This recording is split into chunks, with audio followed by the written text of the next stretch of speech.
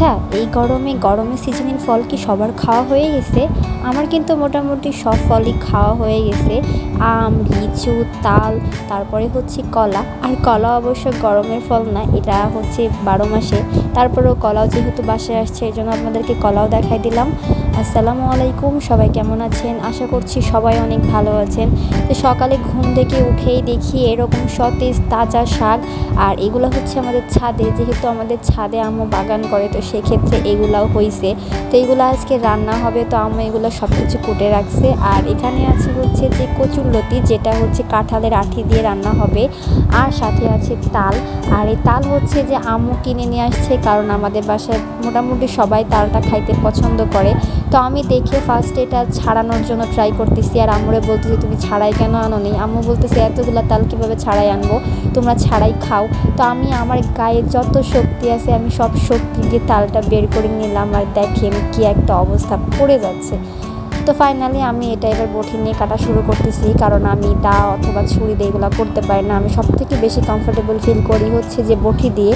তো দেখেন কি সুন্দর করে আমি ছাড়াই নিয়েছি। আর এটার মধ্যে 3টা চোখ ছিল, আমরা কিন্তু এটাকে চোখ বলি। আর কার কোথায় কী বলে সেটা আপনারা অবশ্যই কমেন্টে বলে দিবেন। আমরা কিন্তু এটাকে চোখ বলি। তো এই যে এখন আমি একটা চামচ দ্বারা এই চোখগুলো সুন্দরভাবে উঠাই নিব, কারণ এটা উঠাই নিয়ে খাইতে বেশি মজা লাগে। অনেকে আছে এর মধ্যে ফুটা করে খাই, ওটাও আরেক রকম স্বাদ। এক একজনের ছোটোবেলার স্মৃতি এক এক রকমের থাকে। তো এই যে আমি কি সুন্দর করে উঠাই দিছি, দেখছেন? বাহ, মানে আমি এত কাজ পারি। আমি অবশ্য কখনো ভাবিনি যে এটা এত সুন্দরভাবে উঠে যাবে, কীভাবে যেন উঠে গেছে। তো এই যে 3টা চোখ ছিল, আমি যেহেতু একাই খাবো, কারণ সবাই সবার মতো খায় যখন টাইম হয়, তো আমি এই 3টাই উঠাই নিলাম। আর এটা দেখেন কি সুন্দর লাগতেছে, আর এটার মধ্যে এত সুন্দর রস ছিল আর মিষ্টি ছিল, মানে আমি ভয়েস দিতে দিতে মনে হচ্ছে যে আমি যাই আরেকটা কেটে আবার খাওয়া শুরু করি। আর দেখেন আমার মধ্যে লাভ থাকুক বা না থাকুক, আমার তাল যেটা আমি খাবো সেটা কিন্তু পুরো লাভ একটা শেড চলে আসছে।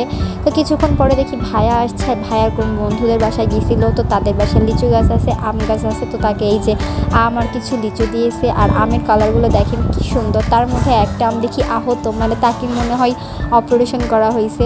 কিছুক্ষণ পর দেখি আব্বু বাজার থেকে কলা নিয়ে আসছে। বুঝলাম না আজকে সবাই কেন এত ফল আনছে। তো যেহেতু বাসায় লিচু চলে আসছে, তাহলে লিচু না খাইলে কেমনে হয় বলেন তো? লিচু দেখলে কি লোভ সামলানো যায়? তো লিচুও খেয়ে নিলাম। তারপরে হচ্ছে আম, আর আম খাই কিন্তু ছোটোবেলার মতো। আমার মতো কে খান বলেন তো?